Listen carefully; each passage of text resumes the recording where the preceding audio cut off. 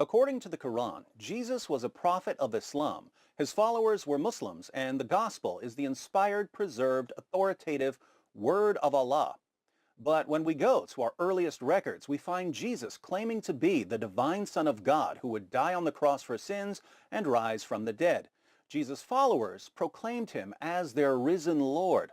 The gospel that Christians have been reading for nearly 2,000 years tells us that anyone who claims to be a prophet but rejects Jesus' death, resurrection, and deity is a false prophet and an antichrist.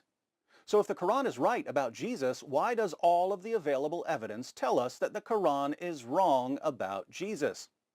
Well, our Muslim friends have an answer. The reason our earliest evidence so thoroughly contradicts Islam, they insist, is that our earliest evidence was corrupted. But who corrupted it? Notice that their options here are quite limited. Muslims can't blame Jesus for corrupting the evidence, since Jesus was a Muslim prophet according to the Quran.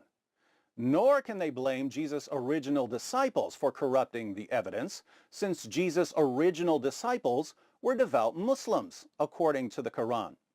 So they need a villain who wasn't Jesus or one of his original disciples, but who was still powerful enough to corrupt Christianity in the first century. Who had that kind of power in the first century? The only name that Muslims have been able to come up with here is Paul. So if you've ever wondered why Muslims spend so much time attacking Paul, it's not because Paul is somehow especially untrustworthy or controversial. It's because they have no one else to blame for Muhammad's abundant historical blunders. But there's a problem here. It only makes sense to blame Paul for all of the evidence that contradicts Muhammad's claims if Muhammad is significantly more reliable than Paul. If Muhammad is less reliable than Paul, it makes no sense to point a finger at Paul whenever Muhammad gets something wrong. In other words, if I catch person A making numerous false statements and I ask him how I can trust him when he's making so many false statements, and he says, it's person B's fault. He corrupted all of the evidence and made my statements seem false. But person B turns out to be far more trustworthy than person A, it becomes impossible to take person A seriously. So the question we should be asking is this: whose claims about Jesus are more reliable, Paul's or Muhammad's? In this series, I'm going to offer a few reasons to trust what Paul says about Jesus over what Muhammad says about Jesus. And when I say a few reasons, I mean 25 of them. Some of these reasons, taken individually, wouldn't be enough to reject what Muhammad says.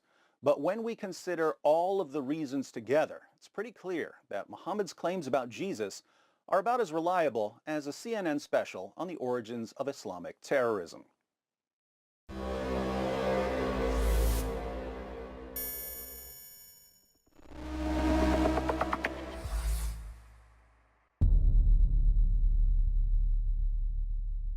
Hi everyone, thanks for watching. In case you stumbled upon this video while browsing or searching, I wanted to let you know that it's part of a series comparing Paul and Muhammad. So if you'd like to see the full series, be sure to click on the playlist.